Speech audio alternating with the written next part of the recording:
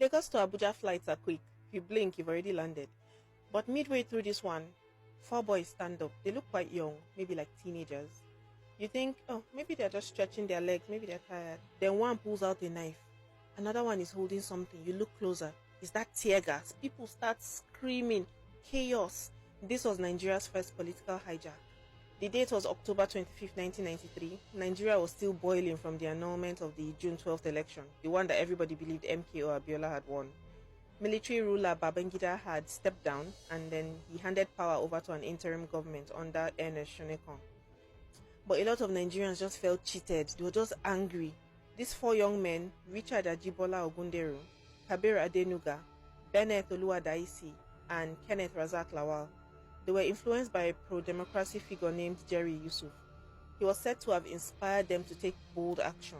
And reports differ on their ages. Some say 16 to 18, some say maybe early 20s.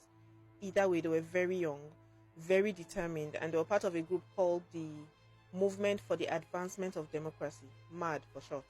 Their plan was to hijack a plane, fly it to Germany, and use the international spotlight to demand democracy for Nigeria.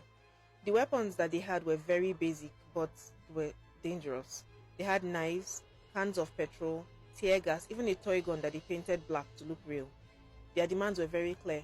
Recognize MKO Abiola as Nigeria's president, reopen the universities and press, reveal the truth about the journalist Dele Giwa's death and the 1992 Lagos-Kaduna crash, and do it all within 72 hours or we will burn this plane down with everybody in it. The Airbus A310 had 138 passengers and 11 crew. Among them were government dignitaries and even the son of the Chinese vice president.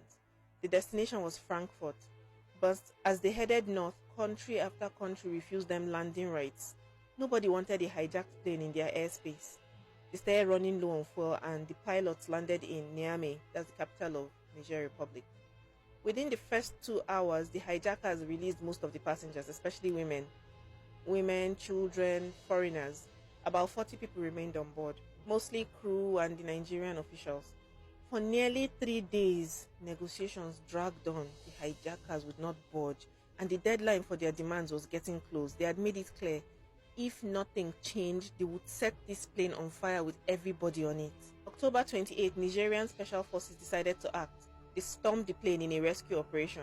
Gunfire erupted in the cabin. There was chaos. Ethelbert Nwanze, the assistant purser, basically the second in command among the cabin crew, he was unfortunately killed. 4 others were injured, including Ogunderu, who was shot in the arm.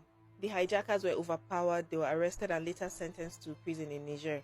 They served about 9 years and 4 months before being released and deported back to Nigeria in 2002. Just weeks after the hijacking, Nigeria's politics shifted again. Shonekan was forced out and General Sani Abacha took full power. Today, Richard Ogunderu is active in youth advocacy and he says that he has no regrets. Kabir Adenuga, he still calls the hijack a sacred mission, though he admits that life after prison was difficult. The other two, they've kept low profiles, they don't talk.